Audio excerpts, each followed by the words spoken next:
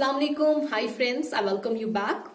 आज हम अपने पुराने टॉपिक की तरफ वापस चलते हैं जो था अबाउट डार्क रूम, जिसको हमने 2 सेपरेट लेक्चर्स में डिवाइड किया था। लेक्चर 1 जो हमारा कंप्लीट हो गया था पिछले वीडियो में, that was about introduction to dark room and construction of dark room. और आज जो उसका लेक्चर 2 हम स्टार्ट कर रहे हैं, it's about dark room processing.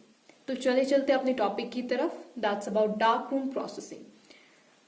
तो बात करें dark room processing. Processing simply means जो एक इमेज हमने कैप्चर की होती है, एक पेशेंट का एक्सपोजर लेकर एक फिल्म में एक इमेज जो होती है वो स्टोर की गई होती है, लेकिन वो एक ऐसी इमेज होती है जो हम अपने नेक्ड आई से नहीं देख पाते, और उसको देखने के लिए उस फिल्म को एक प्रोसेस के थ्रू जाना पड़ता है जहां पर उस लेटेंट इमेज को चेंज करते हैं, कन्वर्ट करते हैं इनटू विजिबल इमेज। तो उस इमेज को हम फिर अपने आंखों से देख पाते और डायग्नोज कर पाते कि क्या डिजीज है उस पेशेंट में, क्या प्रॉब्लम है, क्या एबनॉर्मेलिटी है उस पेशेंट में। तो ये जरूरी है कि एक फिल्म जो है वो किसके थ्रू चले जाए, एक प्रोसेसिंग के थ्रू। तो इसीलिए इस डार्क रूम में होता क्या है, डार्क रूम में फिल्म की प्रोसेसिंग होती है। ठीक है, अगर हम बात करें डार्क रूम की तो 2 टाइप्स ऑफ प्रोसेसिंग होते हैं वहां पर, एक मैनुअल प्रोसेसिंग और दूसरा ऑटोमेटिक प्रोसेसिंग। पहले तो मैनुअली होती थी लेकिन अब ऑटोमेटिक होती है। मैनुअल सिंपली मींस जहां पर हम खुद अपने हाथों से सारा काम करें, सारी प्रोसेसिंग करें। लेकिन ऑटोमेटिक में ऑटोमेटिकली कोई मशीन यूज की जाती है, उसके थ्रू पूरी प्रोसेसिंग होती है। पहले हम चलते हैं मैनुअल प्रोसेसिंग की तरफ, जो पहली प्रोसेसिंग हुआ करती थी। ठीक है,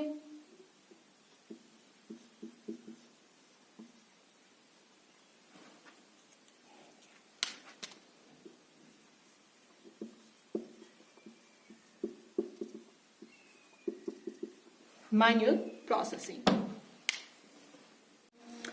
तो अब इस मैनुअल प्रोसेसिंग में जो मेन काम होता है वो होता है डेवलपमेंट का। डेवलपमेंट मतलब जहां पर हम एक लेटेंट इमेज को इनटू विजिबल इमेज में कन्वर्ट कर सके। तो यहां पर डेवलपमेंट का काम होता है। लेकिन इस डेवलपमेंट में किस चीज का इस्तेमाल किया जाता है ताकि जो एक लेटेंट इमेज है वो विजिबल इमेज में बने? यहां पर हम डेवलपिंग सॉल्यूशन का इस्तेमाल करते हैं। डेवलपिंग सॉल्यूशन,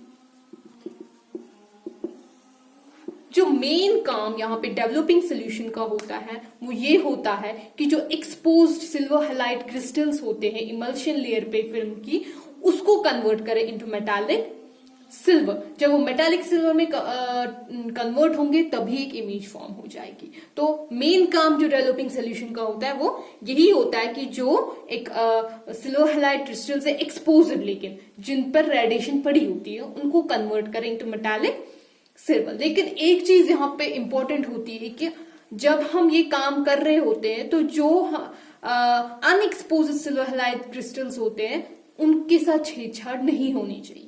तो वो जरूरी है इस डेवलपमेंट में कि जो अनएक्सपोज्ड होते हैं सिल्वर हैलाइड उनके साथ कुछ ना हो, ठीक है, उनको कोई हार्म ना पहुंचे।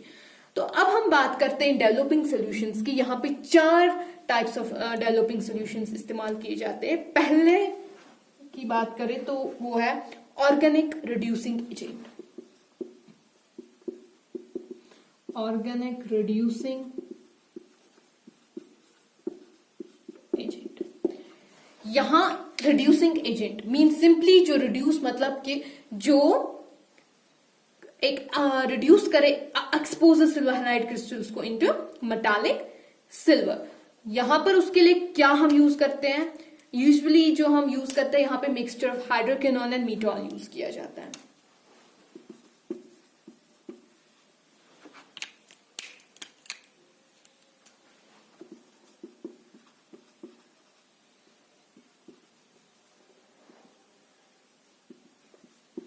हाइड्रोक्विनोन एंड मीटॉल यूज किया जाता है यहाँ पे। ये 2 सॉल्यूशंस, जो हाइड्रोक्विनोन होता है वो बहुत ही स्लो एक्ट करता है, और वो किसके लिए मोस्टली रेस्पॉन्सिबल होता है? ब्लैक शेड्स के लिए, कॉन्ट्रास्ट के लिए।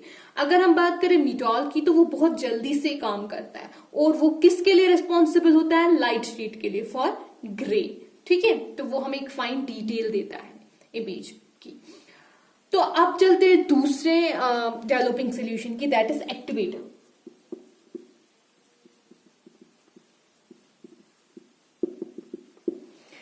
जब हम एक्टिवेटर की बात करें तो यहां पर यूज करते हैं सोडियम कार्बोनेट या तो फिर सोडियम हाइड्रोक्साइड।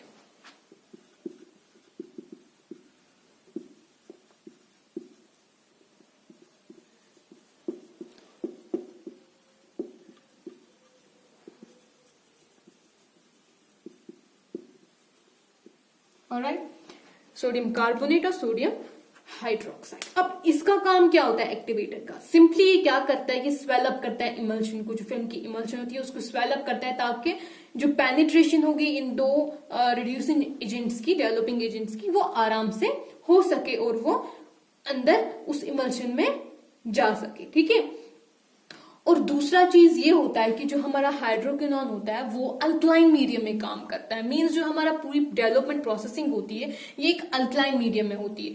तो पूरे सोल्यूशन को एक अल्कलाइन मीडियम में कन्वर्ट करने के लिए हम एक्टिवेटर का इस्तेमाल करते हैं, और ये क्या करता है, ये हमारे पूरे एक डेवलपिंग सोल्यूशन को अल्कलाइन सोल्यूशन में चेंज करता है। तो इधर जो पीएच रहता है हमारा वो 10 to 11 रहता है, याद रखिए पीएच जो है 10 to 11 रहता है पूरे डेवलपिंग सोल्यूशन में। अब चलते हैं हम तीसरे सोल्यूशन की तरफ, जो डेवलपिंग सोल्यूशन इस्तेमाल किया जाता है, दैट्स रिस्ट्रेनर।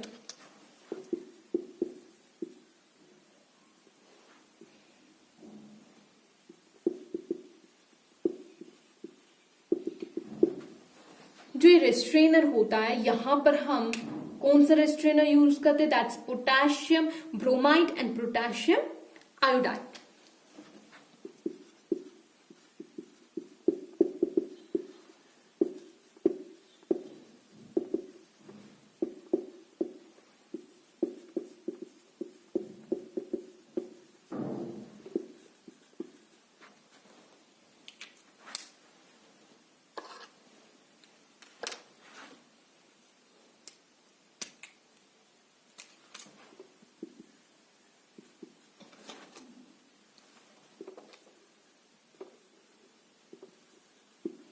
तो ये दो रिस्ट्रेनर्स का इस्तेमाल किया जाता है यहाँ पर। अब इसका काम क्या होता है रिस्ट्रेनर का? रिस्ट्रिक्ट करना action of reducing the silver halide crystals into metallic silver. लेकिन किनको?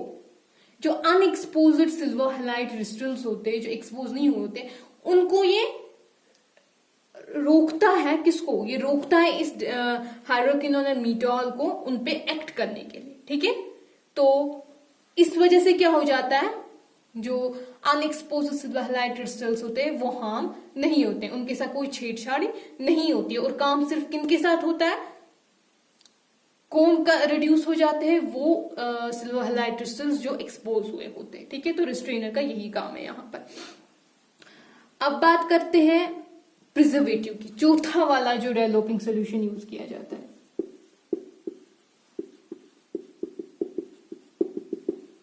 यहां पे जो प्रिजर्वेटिव यूज करते हैं हम वो है सोडियम सल्फाइड।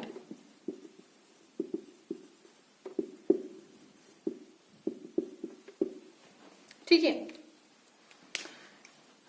इसके दो रीजंस होते हैं यहां पर, हम इसके इस्तेमाल करने के दो रीजंस होते हैं। पहला ये हेल्प करते हैं हमें कि जो प्रोडक्ट्स हमने यूज किए होते हैं हाइड्रोक्विनोन एंड मीटॉल कि इनकी ऑक्सीडेशन ना हो। ठीक है, ये इनको ऑक्सीडाइज होने से रोकते हैं ताकि डिकम्पोज ना हो अल्कलाइन सॉल्यूशन में। दूसरा, क्योंकि ऐसा होता है अगर इनकी ऑक्सीडेशन हो जाती है तो एक कलर्ड सॉल्यूशन फॉर्म हो जाता है इमल्शन पे, तो उस वजह से एक स्टेन पैदा हो सकता है इमल्शन में। इसीलिए उसको अवॉइड करने के लिए हम क्या यूज करते हैं, सोडियम सल्फाइड प्रिजर्वेटिव। ठीक है, तो ये आप याद रखें। अब ये थे कुछ 4 डेवलपिंग सॉल्यूशंस जो इस्तेमाल किए जाते हैं मैनुअल प्रोसेसिंग में।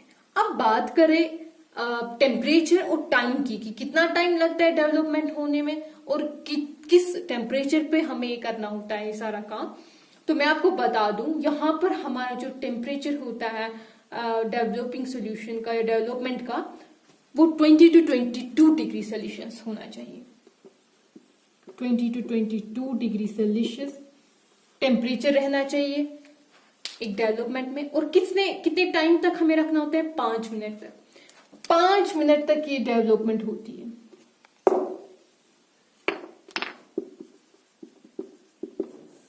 ठीक है, तो ये 2 चीजें बहुत इंपॉर्टेंट है याद रखनी। ये याद रखिए कि अगर टेम्परेचर कम हो गया बिलो 16 डिग्री सेल्सियस, तो क्या हो जाता है, जो हाइड्रोक्विनोन है वो सीज हो जाता है, जिसकी वजह से जो कॉन्ट्रास्ट एंड डेंसिटी होती है एक रेडियोग्राफ की वो खत्म हो जाती है, उसमें नहीं आ पाता है कॉन्ट्रास्ट एंड उसकी डेंसिटी।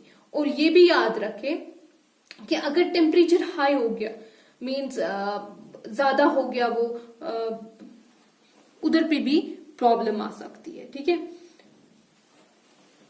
अगर ज्यादा हुआ, जैसे कि 24 डिग्री से ज्यादा हो गया, तो वहां पर जो इमल्शन है वो सॉफ्ट हो जाता है और क्या प्रोड्यूस करता है, केमिकल फॉग। ऑलराइट, तो ये था अबाउट डेवलपमेंट एक प्रोसेस, मैन्युअल प्रोसेसिंग में।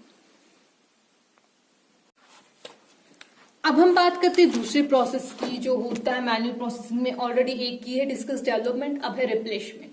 जो रिप्लेसमेंट है, यहाँ पर एक ऐसी टेक्निक होती है जहां पर हम जो डेवलपर होता है उसको रीयूज किया जाता है। ठीक है, उसका जो स्मॉल पोर्शन होता है उसको रिप्लेस करते हैं हम किससे, रिप्लेसर से, ताकि वो रिस्टोर कर सके अपनी एक्टिविटी। ठीक है, प्रॉपरली अपनी एक्टिविटी वापस रिस्टोर कर सके। अब इसको मैं एक्सप्लेन करूंगी। लाइक आपको तो पता है, हम भी काम करेंगे, काम करते करते करते करते हाँ एक स्टेज आती है जहां पर हमारी स्ट्रेंथ जो है वो कम हो जाती है ना। कोई भी इंसान या कोई भी चीज काम करे तो थोड़े अरसे के बाद क्या हो जाता है कि उसकी जो स्ट्रेंथ है वो कम होती है। उसी तरह यहाँ पर भी जब डेवलपिंग सोल्यूशंस का रिड्यूसिंग एजेंट्स काम कर रहे होते हैं, वो रिड्यूस कर रहे होते हैं फिल्म को प्रोसेसिंग के दौरान, क्या करते कि वो रिड्यूस करते जो एक्सपोज सिल्वर हैलाइड क्रिस्टल्स है उनको मेटालिक सिल्वर में आहिस्ता आहिस्ता से वो भी अपनी स्ट्रेंथ जो है वो खो देते हैं, मतलब कम होने लगती है उनकी स्ट्रेंथ। तो उसको वापस उनकी स्ट्रेंथ को इंक्रीज करने के लिए हम रिप्लेसर का यूज करते हैं, वो ऐड करते हैं हम रिड्यूसिंग एजेंट में, ताकि उनकी जो स्ट्रेंथ है वो वापस से स्ट्रांग हो सके, बढ़ सके, इंक्रीज हो सके। ठीक है, तो वही काम होता है रिप्लेसमेंट का। अब हम दूसरे प्रोसेस की तरफ चलते हैं, दैट इज रिंसिंग। रिंसिंग में काम यही है कि यहां पर हम वॉश करते हैं अपनी फिल्म आफ्टर डेवलपमेंट, ताकि जो भी डेवलपिंग जो भी हमारे इसमें ट्रेसेस रहे होते हैं डेवलपर के फिल्म में वो रिमूव हो सके। और इसको एटलीस्ट 30 सेकेंड्स तक तो हमें करना पड़ता है। ठीक है, वॉश करना पड़ता है फिल्म को विद हम कह सकते हैं कि एक सर्कुलेटिंग वाटर होता है जो सर्कुलेट करता है कंटिन्यूअसली, उसी में हम वॉश करते हैं, रिंस करते हैं। ठीक है, अब बात करते हैं चौथे प्रोसेस की, दैट इज फिक्सेशन। ठीक है, फिक्सेशन के 3 पर्पस होते हैं। पहला, ये रिमूव करता है अनएक्सपोज्ड सिल्वर हैलाइड क्रिस्टल्स जो होते हैं इमल्शन पे, जिनके साथ कोई छेड़खानी हमने डेवलपमेंट के दौरान नहीं की होती है। और साथ ही साथ जो undeveloped silver bromide silver halide crystals होते हैं, ब्रोमाइड प्लस आयोडाइड, उनको क्या करता है, उनको भी रिमूव करता है। दूसरा काम इसका होता है प्रिजर्व करता है, फिल्म की इमेज को प्रिजर्व करने में हेल्प करता है। और तीसरी जो होती है ये हार्डन करती है, मतलब हमारी जो इमल्शन है वो हार्ड हो जाती है, उसको हार्ड करती है ताकि वो इजीली डैमेज ना हो सके। तो इधर पे हम फिक्सिंग सॉल्यूशंस का इस्तेमाल करते हैं।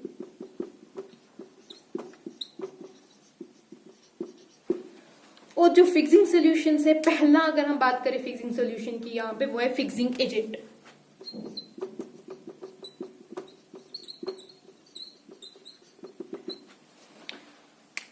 सोडियम थायोसल्फाइड यूज किया जाता है फिक्सिंग एजेंट में यहाँ एज अ पाउडर फिक्सर, और दूसरा अमोनियम थायोसल्फाइड। ठीक है, ये दो वो लिक्विड एज अ लिक्विड करते हैं हम अमोनियम थायोसल्फाइड। ठीक है, एक sodium थायोसल्फाइड sulfate, sorry, and another one is it's in this one is in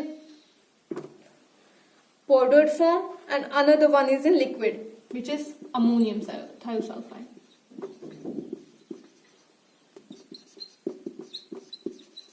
sulphate. ठीक है, तो ये 2 फिक्सिंग एजेंट्स है जो हम यूज करते हैं फिक्सिंग एजेंट में। ये क्या करता है, इसका काम होता है कि जो भी हमारा अनएक्सपोज्ड या हम कह सकते हैं जो अनडेवलप्ड से वो हैलाइड क्रिस्टल्स होते हैं उनको ये रिमूव करते हैं, ठीक है। और अगर ये फिक्सिंग एजेंट्स ना हो तो जब ये रिमूव ही नहीं कर पाएंगे उनको, अगर वो फिल्म पे रहे, मींस जो unexposed and undeveloped silver halide crystals है, अगर वो फिल्म पे रहे, वो फिल्म को ओपेक बनाते हैं और इवेंचुअली क्या हो जाता है, इवेंचुअली वो डार्क हो जाते हैं, खराब होने लगते हैं। इसलिए जरूरी है फिक्सिंग एजेंट हो फिक्सेशन में सोडियम थायोसल्फाइड एंड अमोनियम थायोसल्फाइड, ताकि वो जो हमारे unexposed undeveloped silver halide crystals है उनको रिमूव कर सके। अब जो दूसरा यहां पर हम यूज करते हैं solution, that is preservative.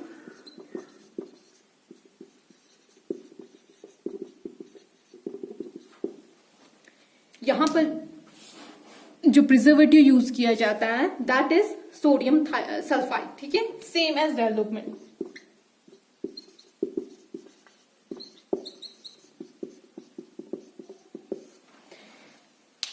Sodium sulphide क्या करता है, ये प्रोटेक्ट करता है फिक्सिंग एजेंट को, किससे, डिकम्पोजिशन से, एंड हेल्प करता है क्लियर करे फिल्म को। तीसरा जो यहाँ पे हम फिक्सिंग सोल्यूशन यूज करते हैं दैट्स हार्डनर।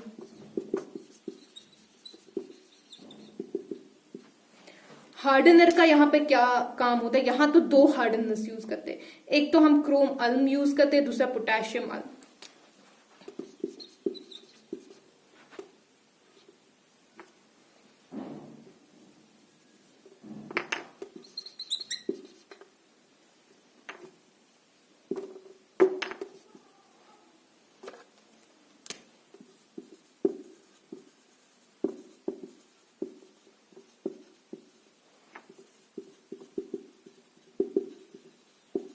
तो दो हार्डनर्स यूज किए जाते हैं, एक क्रोम अल्म, दूसरा पोटेशियम अल्म। ये क्या करता है, ये हार्डन करता है हमारे गेलेटिन को, जो इमल्शन में होता है उनको हार्ड करता है, ताकि वो प्रोटेक्ट कर सके फिल्म को स्क्रैच से, ठीक है, ताकि स्क्रैच वगैरह ना हो, डैमेज ना हो हमारी फिल्म। ऑलराइट, जो यहाँ पे चौथा हम फिक्सिंग सोल्यूशन यूज करते हैं दैट इज एसिड।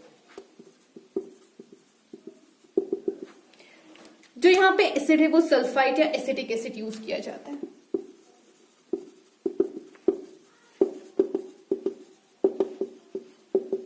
ठीक है, या तो सल्फाइड या एसिटिक एसिड। इसका क्या काम होता है, दो काम होते हैं इसके। एक तो ये न्यूट्रलाइज करता है अल्कलाइन का, जो डेवलपमेंट में अल्कलाइन सोल्यूशन, अल्कलाइन मीडियम का यूज किया जाता है, उसको न्यूट्रलाइज करता है, ठीक है। दूसरा ये क्या करता है, जो ऑप्टिमम मीडियम होता है फिक्सर और हार्डनर का, वो प्रोवाइड करता है। और फिक्सर का क्या मीडियम होता है, वो एसिडिक होना चाहिए, तो उसको एसिडिक बना देता है, ताकि वो आराम से अपने एसिडिक मीडियम में काम कर सके, ठीक है। अब अगर बात करें हम टाइम की, और टाइम की बात करें इस फिक्सेशन में, इसका जो काम होता है वो होना चाहिए 1 to 4 मिनट्स में।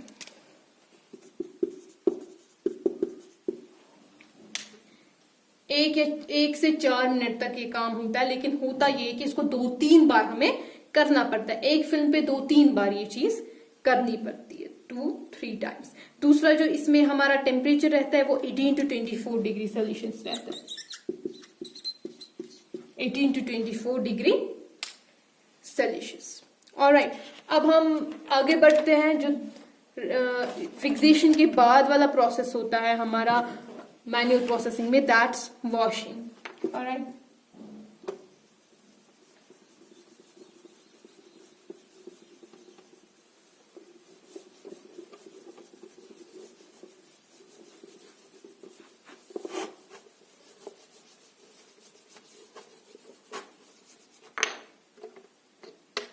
वॉशिंग पे चलते हैं।